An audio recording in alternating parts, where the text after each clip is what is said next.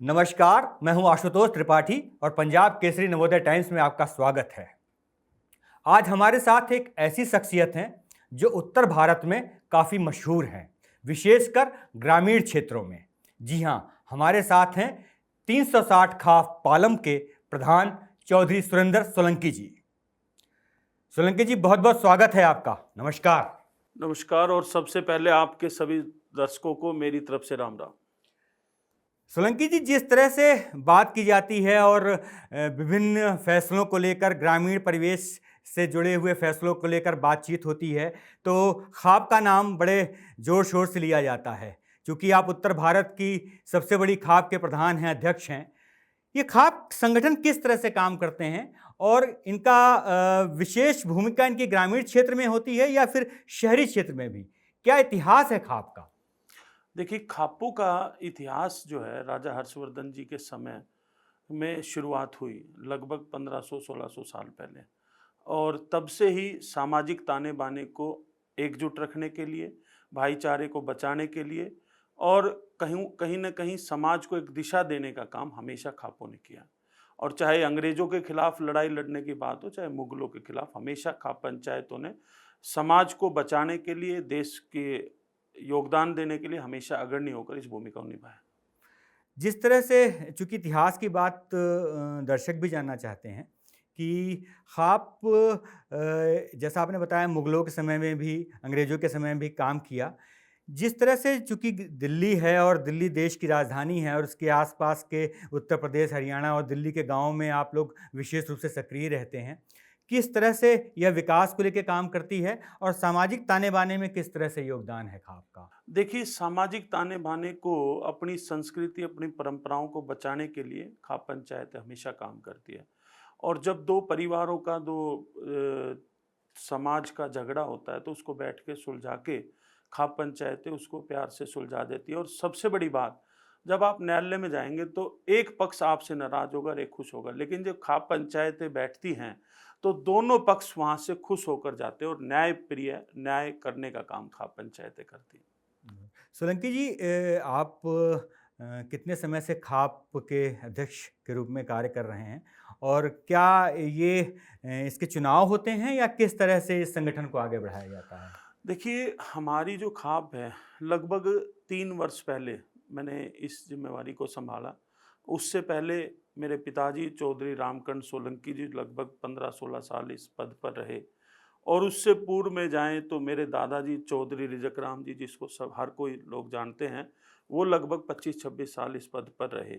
और ये खापों में कभी चुनाव नहीं होते, ये आपसी भाईचारे के सहयोग से और सर्वसम्मति से फैसले होते हैं कि कौन जो समाज है वो ये देखता है कि कौन व्यक्ति सामाजिक प्रक्रिया को निस्वार्थ और चला सकता है, लोगों की सेवा कर सकता है। ये एक तरीके से सेवा करने का काम है, तो वो सर्वसम्मति से फैसला होता है।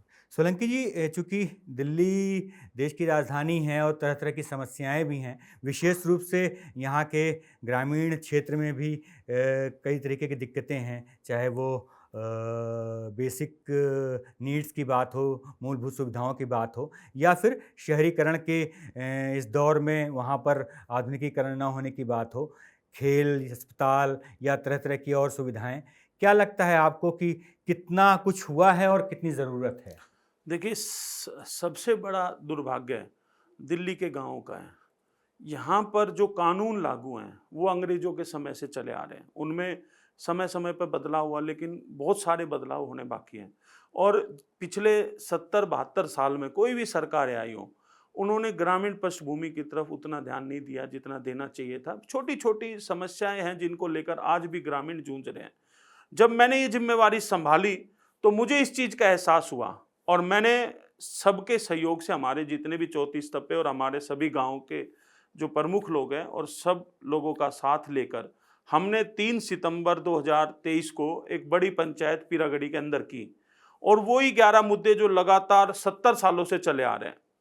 तो जब हमने वो पंचायत की तो वहाँ पर आपने देखा एक जन समूह, पहली बार दिल्ली के इतिहास में सामाजिक मुद्दों को लेकर इतनी बड़ी पंचायत हुई जिसमें किसी तरह का कोई राजनीतिकरण नहीं था। और हमने राजनीतिकरण से हमेशा परहेज किया है। और इन मुद्दों को लेकर जब हमने संघर्ष किया और लगातार हमने दिल्ली के उपराज्यपाल और दिल्ली के मुख्यमंत्री के घर के बाहर भी पंचायत की, फिर जंतर मंतर पे भी की। लगातार हम इस संघर्ष को लेके चल रहे थे जो बहुत सालों से पेंडिंग थे, लेकिन उसमें कुछ कामयाबी हमें मिली। चाहे वो हमारे जिस तरीके से ग्राम सभा की ज़मीनों का मामला था, जैसे आपने कहा कि शहरीकरण के नाम पर क्या होता है कि जो ग्राम सभा की ज़मीन है, वो गाँव की साझला ज़मीन है, वो कोई सरकारी ज़मीन नहीं है। उसमें सुप्रीम कोर्ट का भी वर्डिक्ट है और उसको औपचारिक रूप से देखें तो ग्रामीणों की सबकी ज़मीन थोड़ी-थोड़ी कट के उसको सामाजिक ज़मीन मान लो या ग्राम सभा की ज़मीन मान लेते थे। उस पे क्या हुआ कि शहरीकरण के नाम पर जैसे-जैसे शहरीकरण हुआ, डीडीए ने वो सारी ज़मीनें अपने हैंडओवर कर ली और वहाँ पर कहीं जेजे क्लस्टर बसा दिया, कहीं पर किसी दूसरे डिपार्टमेंट को दे दी, कहीं कुछ दे दी। जबकि जो मूलभूत सुविधाएँ थी गाँव वालों को, वो नहीं मिल पाई। किसी भी गाँव में पार्क नहीं है, शहरीकरण की बात करें तो। कहीं पर खेल-कूद के मैदान नहीं है, बच्चे कहाँ जाएँ? तो ये तो स्लम बन गया। तो हमने ये देखा कि आज अगर ये आवाज़ नहीं उठाई, तो जो हमारे बाकी गाँव जिसमें अभी स्कोप है, तो वो भी आने वाले दिन में स्लम बन जाएँगे। और मैंने एक विशेष तौर पर एक मुहिम चलाई कि दिल्ली के अंदर विशेष तौर पर जो है जिस तरीके से स्मार्ट सिटी बनती है, स्मार्ट विलेज बनने चाहिए और वो पूरे देश भर में बनने चाहिए। तो उसकी शुरुआत दिल्ली से होनी चाहिए। तो इन चीज़ों को लेकर चाहे हमारी मोटेशन की बात हो, सेक्शन 8133 की बात हो, चाहे हाउस टैक्स की बात हो कि गाँव में हाउस टैक्स नहीं लगना चाहिए, चाहे हमारे जो हज़ारों करोड़ रुपए बैंकों में 84 के इलेक्शन के बाद पंचायत के इलेक्शन बंद हो गए, वो बैंकों में पड़ा हुआ था, उसको गाँव के डेवलपमेंट के लिए लगाने के लिए। तो जब हमने शुरुआत की तो हमें उसमें कुछ कामयाबी मिली और लगभग 1300 करोड़ रुपए दिल्ली के उपराज्यपाल ने गाँव के लिए रिलीज़ किए और वो ग्राम सभा वाली माँग भी हमारी मान ली। हाउस टैक्स पे भी हमारी जो दिल्ली की सरकार जो रूलिंग है एमसीडी की, उसने आकर प्रेस वार्ता की कि गाँव में हाउस टैक्स नहीं लगे। तो ऐसे अनेकों मुद्दों पर हमने संघर्ष किया और हमारा संघर्ष अभी खत्म नहीं हुआ। आने वाले दिनों में और जोर-शोर से संघर्ष होगा और दिल्ली के गाँव को बचाने के लिए या दिल्ली के गाँव को मॉडल विलेज बनाने के लिए हमारी एक मुहिम लगातार चल रही है और आगे भी चलेगी। इसमें मैं आपको एक बात बता देता हूँ कि हमने अभी कुछ गाँव को तो एलजी साहब ने गोद लिया, लेकिन हमने अभी तुरंत में 2 गाँव को मॉडल विलेज बनाने का प्रपोज़ल माननीय उपराज्यपाल को दिया था, जिस पे उन्होंने स्वीकृति दे दी है। एक अमराई और एक पोचनपुर जो दिल्ली के द्वारका के बिल्कुल बीचों-बीच है और एयरपोर्ट से मात्र 2 किलोमीटर की दूरी पे है। तो मैंने ये सुझाव दिया कि हम लोग अगर हमारे देश की राजधानी दिल्ली और अगर विदेशों से मेहमान आते हैं, हम लोग स्मार्ट विलेज की बात करते हैं, अगर हज़ारों किलोमीटर दूर बनाएँ तो कौन देखने जाएगा? बनना चाहिए वहाँ भी, लेकिन दिल्ली में भी बनना चाहिए। तो ये एक शुरुआत है और आने वाले दिनों में दिल्ली के ग्रामीणों के लिए और लड़ाई हम तेज करेंगे। सोलंकी जी, जिस तरीके से दिल्ली में प्रदूषण एक बड़ी समस्या है और ठंड के दिन जब आते हैं उस समय प्रदूषण बढ़ जाता है, क्या कुछ भूमिका है खाप की इस प्रदूषण को दूर करने में? क्योंकि कई बार आरोप लगते हैं कि ग्रामीण क्षेत्रों में पराली जलाई जाती है, उससे प्रदूषण होता है। इस पर क्या कहेंगे? देखिए, मैंने कहा कि आज दिल्ली का जो जिस तरह का माहौल बन चुका है, कहीं न कहीं दिल्ली से लोग पलायन करना शुरू हो गए हैं और इसको रोकना बहुत ज़रूरी है कि हम ये नहीं चाहते कि कोई यहाँ से जाए। लेकिन उसके अलावा दिल्ली देश की राजधानी है। यहाँ पर देश के राष्ट्रपति, प्रधानमंत्री, कैबिनेट, मुख्यमंत्री सभी विपक्षी लोग भी रहते हैं, साधारण लोग भी रहते हैं, प्रशासनिक लोग भी हैं, मंत्रालय भी हैं, सब लोग हैं। तो कहीं न कहीं इन 2 चीज़ों पे बहुत ज़्यादा आवश्यकता है, एक तो पॉल्यूशन के ऊपर काम करने की और दूसरा जो हीट वेव जिस तरीके से अब की बार 53-54 डिग्री तक टेम्परेचर पहुँचा, ये कहीं न कहीं प्रकृति के साथ खिलवाड़ की वजह से हो रहा है। तो मैंने अभी दिल्ली के उपराज्यपाल और जो केंद्रीय पर्यावरण मंत्री उनसे भी बात की थी और मैंने कहा कि दिल्ली के अंदर 2 दिल्ली बसती हैं। एक जो सेंट्रल दिल्ली है, जहाँ पर एनडीएमसी का एरिया है और एक जो ग्रामीण पृष्ठभूमि की जहाँ अनाधिकृत कॉलोनी के लोग या ग्रामीण पृष्ठभूमि के लोग रहते हैं। तो कहीं न कहीं 2 दिल्ली नहीं होनी चाहिए, दिल्ली एक होनी चाहिए।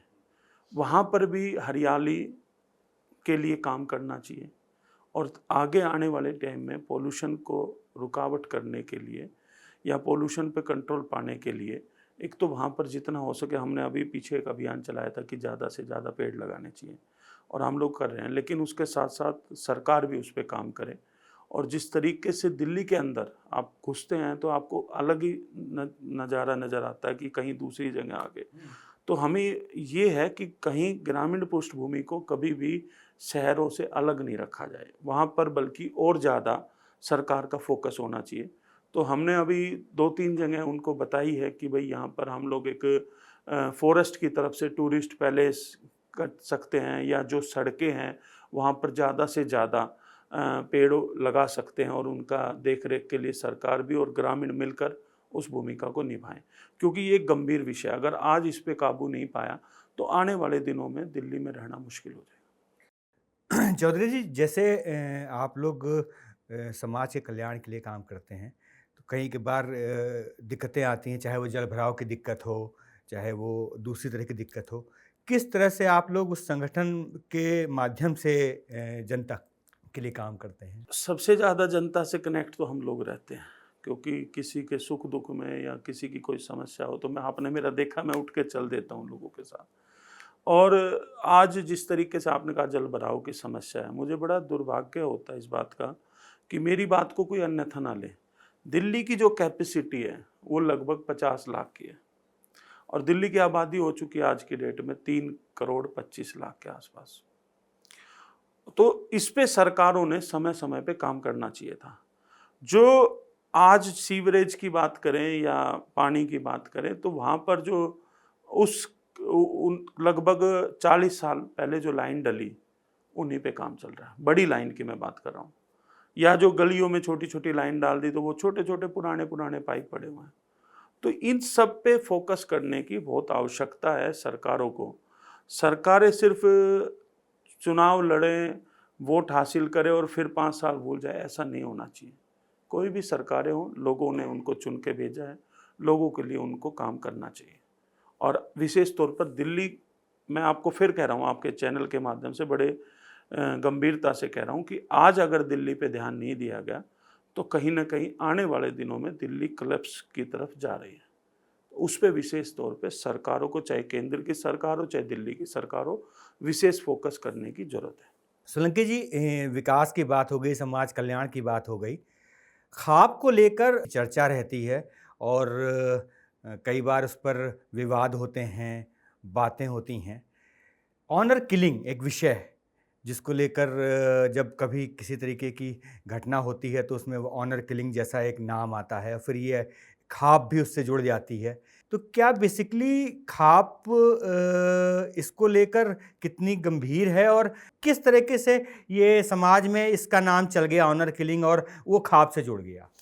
देखिए, इस तरह के तरह-तरह सवाल लगभग 3 साल में मेरे पास बहुत बारी आए, और मैंने हमेशा इस बात का कहा कि मैं अपनी ज़िम्मेवारी के साथ कह रहा हूँ कि ख़्वाबों का काम कभी भी इस तरह का नहीं रहा, और किसी व्यक्ति विशेष का अगर ये काम हुआ है, तो उसके साथ पूरे समाज को या ख़्वाबों को नहीं जोड़ना चाहिए। समाज ने हमेशा भाईचारे को मजबूत करने के लिए, भाईचारे को जोड़ने के लिए, अपनी संस्कृति और परंपराओं को बचाने के लिए काम किया। इस तरह के कामों में ख़्वाबों का कभी कोई रोल नहीं रहा। और जो एक कहीं न कहीं दुष्प्रचार ख़्वाबों के प्रति फैलाया गया, मैं उन लोगों को भी ये कहना चाहता हूँ कि ख़्वाब पंचायतें हमारा जीवन है, हमारा भविष्य है, हमारा पूर्व है। इनके बिना हम अपनी संस्कृति को नहीं बचा पाएँगे। इस तरह की भ्रामक स्थितियाँ पैदा ना करें, इस तरह का दुष्प्रचार ना करें। ख़्वाबों ने, मैंने कहा ना कि बहुत सारी लड़ाइयाँ लड़ी हैं। ख़्वाबों का इतिहास जो लोग जानते हैं, वो इस तरह की बातें नहीं करेंगे। और हॉनर किलिंग को कभी ख़्वाबों ने बढ़ावा नहीं दिया। किसी परिवार का या किसी व्यक्ति का फैसला हो सकता है। और हाँ, ये बात ज़रूर है कि ख़्वाबों ने हमेशा अपनी संस्कृति और परंपराओं को बचाने के लिए काम किया, और ख़्वाबों की कोशिश रहती है कि भई हमारा जो डीएनए है, साइंटिफिक रीज़न भी है, वो मजबूत रहना चाहिए, उसको नहीं टूटना चाहिए, क्योंकि हम लोग अपने बच्चों को एक रास्ता दिखा सकते हैं। क्योंकि जब वो उस परिवेश में घुसते हैं, जब वो उस एज में जाते हैं, उनको अपने अच्छे बुरे का मालूम नहीं होता। और जिस तरीके से लव इन रिलेशन, ये रिलेशन जो कानून ये जो लेके आए, इसको भी भंग करना चाहिए, क्योंकि लिव इन रिलेशनशिप जितने भी उसमें मैं आपको बता रहा हूँ, जितने भी मैंने केस देखे, 90% केस वो चलते नहीं हैं। क्योंकि वो जो बच्चे उस पड़ाव पे होते हैं, चाहे लड़का हो चाहे लड़की हो, उनके अपने अच्छे बुरे का नहीं पता होता। और हमारे यहाँ एक कहावत है कि पढ़े लिखे से ज़्यादा पढ़ा लिखा वो ज़्यादा वो रहता है, क्योंकि जो व्यक्ति उस जीवन के पड़ाव को पार कर चुका, चाहे उसके माँ बाप हो, समाज हो, उनको पता है कि किस तरह की परेशानियाँ आती हैं, कौन क्या है क्या नहीं। तो ये चीज़ें हम ज़रूर अपने बच्चों को समझाते हैं और इसमें कोई बुराई भी नहीं है। हम अपनी संस्कृति परंपराओं को बचाने के लिए काम करते हैं, लेकिन हमने कभी ऑनर किलिंग को ना बढ़ावा दिया, ना हम उसके पक्ष में हैं। हाँ, एक हम जो है गुजरात सरकार अभी एक कानून लेके आई हिंदू मैरिज एक्ट के ऊपर कि शादी के लिए माँ-बाप की मंजूरी ज़रूरी है। तो हमने ये सरकार से ज़रूर माँग की है कि वो हरियाणा में भी और देश के हर एक हिस्सों में भी, दिल्ली में भी वो लागू होनी चाहिए। एक अच्छी पहल है, क्योंकि कहीं न कहीं जब बच्चा उस एज में आता है तो उसको अपने आने वाले कल का या अपनी जो परिस्थिति है उसका नहीं मालूम होता, तो उसके लिए माँ-बाप उसको एक प्रेरणा देते हैं, तो उनके लिए वो आवश्यक है और वो कानून पूरे देश में लागू है। बहुत-बहुत अच्छा लगा आपसे बात करके सोलंकी जी। आपने हमसे बातचीत की, अपना समय दिया। बहुत-बहुत धन्यवाद। धन्यवाद, बहुत-बहुत नमस्कार। धन्यवाद।